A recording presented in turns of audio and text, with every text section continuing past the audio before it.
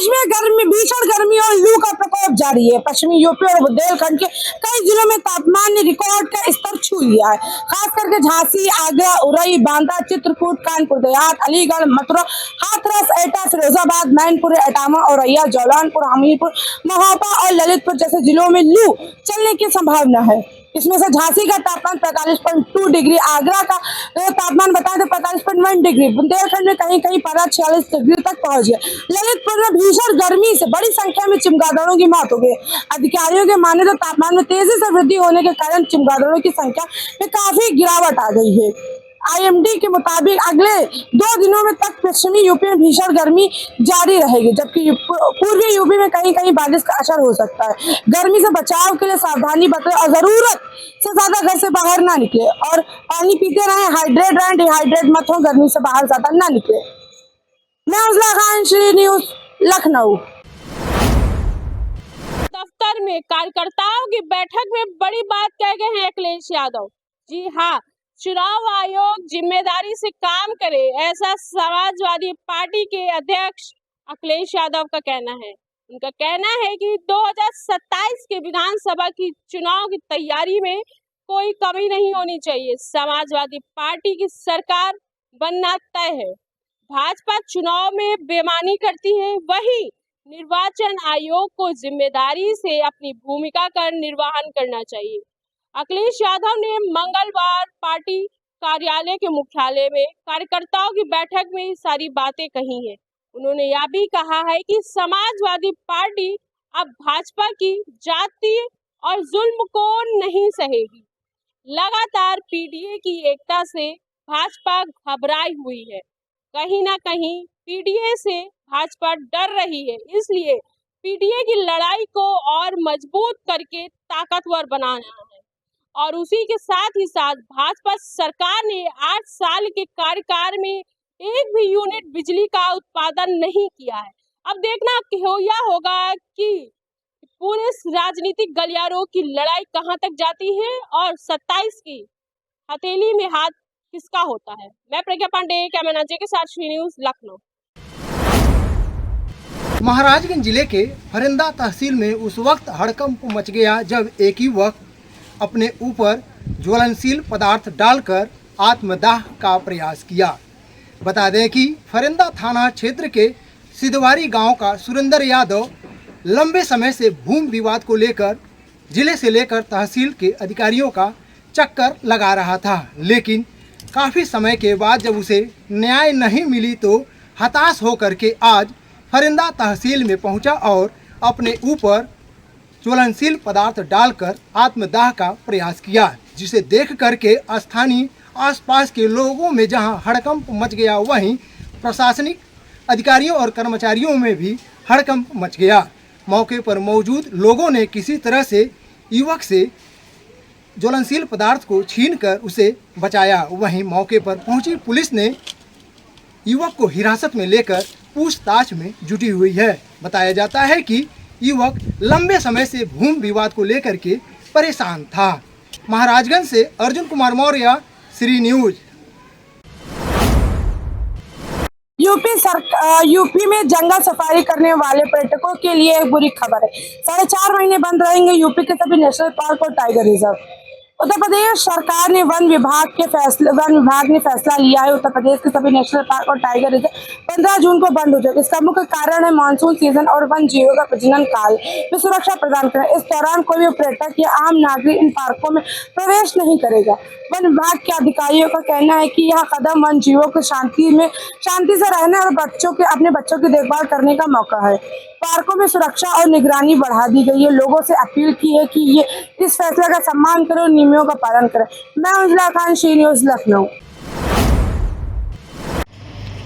बुंदेलखंड के पहाड़ी क्षेत्र ललितपुर में विगत दिवस तालबेट के पास शेरवास कला में जो चमगादड़ पेड़ों से नीचे गिरकर गिरी हैं, यह एक महत्वपूर्ण घटना है। बताते चले कि चमगादड़ जो है वह 2 डिग्री सेल्सियस तापमान अधिक महसूस करते हैं। जैसे तापमान 46 डिग्री हुआ तो चमगादड़ 48 डिग्री सेल्सियस महसूस करते हैं। कुछ लोगों का मानना है कि हीट स्ट्रोक के कारण, पानी न मिलने के कारण यह घटनाएं हो रही हैं। जबकि चमगादड़ पर्यावरण के लिए बहुत महत्वपूर्ण है और इनकी वीट से वृक्षारोपण और बीज गिरते हैं, वहाँ पेड़ पौधे भी होते हैं। इसलिए वन विभाग व संबंधित विभाग को जरूरी है कि ऐसे जो पक्षी हैं उन्हें बचाने का प्रयास किया जाए।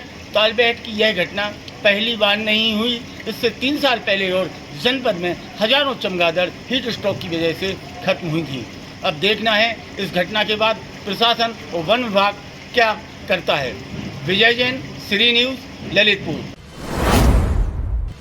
दुनिया भर में मुसलमानों की आबादी सबसे तेजी से बढ़ी है। जी हाँ, बीते एक दशक में दुनिया में सबसे अधिक मुसलमानों की आबादी बढ़ी है, जबकि भारत सहित कई देशों में हिंदुओं की जो आबादी है वो कम हुई है। प्यू रिसर्च सेंटर रिपोर्ट के अनुसार यह बड़ा खुलासा हुआ है कि 2010 से 2020 के बीच मुसलमानों की जो आबादी है वो 34.7 करोड़ बढ़ी है। जी हाँ, यह बड़ा खुलासा प्यू रिसर्च सेंटर की ओर से किया गया है। यह किसी भी अन्य धर्म की आबादी में बढ़ोतरी से अधिक है और भारत में मुसलमानों की जो आबादी है वो 3.56 करोड़ की वृद्धि हुई है। प्यू रिसर्च सेंटर की रिपोर्ट के अनुसार यह भी खुलासा हुआ है कि आबादी की गणना के लिए 3700 से अधिक जनगणना और सर्वेक्षण के विश्लेषण किए गए हैं। उसी के साथ ही साथ दुनिया के हर धार्मिक समूह में आबादी बढ़ी है, लेकिन कहीं ना कहीं वृद्धि जो हुई है वो मुसलमानों की उसमें हुई है। कहीं ना कहीं जो अन्य धर्म के लोग हैं उनमें जो आबादी है वो घटी है। 2010 से 2020 तक दुनिया भर में हिंदुओं की संख्या में 12% की वृद्धि हुई है या 1.1 से बढ़कर 1.2 हो गई है, क्योंकि हिंदुओं की संख्या और गैर हिंदुओं की संख्या लगभग उसी दर से बढ़ी है। इसलिए वैश्विक आबादी के प्रतिशत या हिस्से के रूप में हिंदुओं की संख्या जो रही है वो स्थिर रही है। दक्षिण एशियाई देश यानी भारत, नेपाल, पाकिस्तान, बांग्लादेश में हिंदुओं की जो आबादी है वो कम हो गई है, लेकिन इसमें से कई ऐसे भी बदलाव हुए हैं जिनमें 5 पॉइंट तक चीजें नहीं है। भारत में क्रिश्चियन तथा अन्य धर्म को मानने वालों की संख्या भी कम हुई है। वहीं बौद्ध एकमात्र ऐसा धर्म समूह है जिसकी संख्या 2020 में एक दशक पहले ही कम हो गई है। मैं प्रज्ञा पांडे, कैमरामैन अजय के साथ श्री न्यूज, लखनऊ। बीते 27 मई को पुलिस कमिश्नर मोहित अग्रवाल के पीआरओ रहे दीपक रनावत के खिलाफ मथुरा की एक महिला ने 16 लाख रुपए की ठगी का आरोप लगाया था। यह आरोप नौकरी दिलाने के नाम पर लगाया गया था। वहीं इस मामले की जांच वाराणसी के डीसीपी क्राइम सरवण टी को दी गई थी। इस मामले की गहनता से जांच की गई और इस मामले में एक नया मोड़ सामने आया। मामले में मथुरा के रहने वाले मुनफेद को गिरफ्तार किया गया है। मुनफेद 2 सब इंस्पेक्टरों के नाम से फेसबुक आईडी बनाता था और अब तक 14 महिलाओं के साथ ठगी की घटना को अंजाम दे चुका है। वहीं मुनफेद दीपक रनावत के अलावा गोरखपुर के एक सब इंस्पेक्टर के नाम से भी फर्जी फेसबुक आईडी बनाकर एक महिला के साथ 27 लाख रुपए की ठगी की घटना को अंजाम दिया था। वहीं इन दोनों मामलों में मुनफेद को पुलिस ने गिरफ्तार कर लिया है और आज मीडिया के सामने मुनफेद को पेश किया गया था। दरअसल मुनफेद नौकरी दिलाने के नाम पर इस घटना को अंजाम देता था। अब तक 14 महिलाओं के साथ मुनफेद ने इस तरह की घटना को अंजाम दिया था। कहीं ना कहीं वाराणसी पुलिस के लिए ये बड़ी उपलब्धि है और एक ऐसे पुलिस वालों के लिए एक सबक भी है कि जो सोशल मीडिया अकाउंट पे काफ़ी ज़्यादा एक्टिव हैं और ये ध्यान नहीं देते कि उनके नाम से कोई भी व्यक्ति जो साइबर फ्रॉड करने में ज़्यादा एक्टिव है वो ठगी की घटना को अंजाम भी दे सकता। कहीं ना कहीं उनके लिए एक बड़ी सीख, एक बड़ा सबक है। वाराणसी से वासिफ खान, श्री न्यूज़। 3 जून को बागपत जनपद के वाजिदपुर गांव से कुछ वीडियो सोशल मीडिया पर वायरल हुए थे, जिसमें आर्मी के जवान एक मकान पर कब्जा करते हुए दिखाई दे रहे थे। यह वीडियो गांव के ही पड़ोसियों ने सोशल मीडिया पर वायरल किया था, जिसमें आर्मी के कई जवान लोहे के हथौड़े से मकान का गेट तोड़ा और उस मकान के गेट को तोड़कर अपने वाहन में रखकर आर्मी कैंट ले गए थे। दरअसल आपको बता दें कि आज इस मामले में नया मोड़ सामने आया है। आज कर्नल की मां ने महिला आयोग की सदस्य मनीषा भराला से गेस्ट हाउस में बातचीत की। उन्होंने बताया कि जिस दिन यह घटना हुई उस दिन मैं पूरी रात अपने मकान के बाहर बैठी रही, लेकिन किसी प्रशासनिक अधिकारी ने एक न सुनी।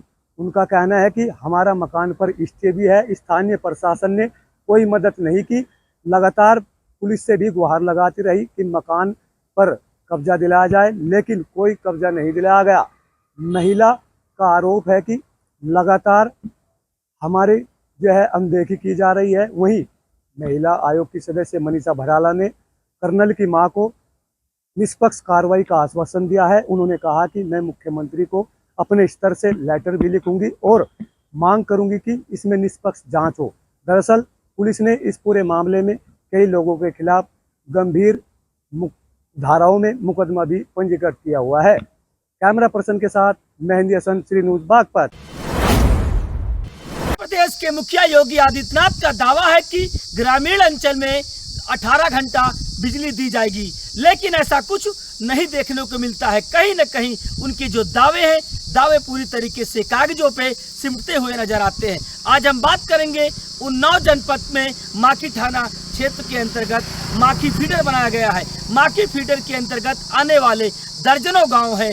थाना अकबरपुर, दबौली, रग्घाखेड़ा, भतावा, दोस्ती नगर, बौनामाऊ, रऊ, इन गांवों के सामूहिक रूप से आज उन्नाव जिला अधिकारी को अपना ज्ञापन सौंपा है। जिला अधिकारी के माध्यम से उन्होंने बताया है कि हम लोगों को अगर बिजली समय से न मिल पाए तो हम लोगों को पूरी तरीके से जो कनेक्शन है कटवा दिया जाए। लेकिन अब देखने वाली तो ये बात होगी कि इस पूरे मामले को उन्नाव जिला अधिकारी गौरंग राठी जांच कराकर जो बिजली के कर्मचारी लापरवाह है उनके खिलाफ कार्रवाई कोई होगी या फिर नहीं होगी, या फिर ऐसे ही योगी सरकार के जो दावे के खुलेआम आला अधिकारियों की मिली भगत से पलीता लगाते नजर आएंगे। उन्नाव से विनोद कुमार सोनकर, श्री न्यूज़।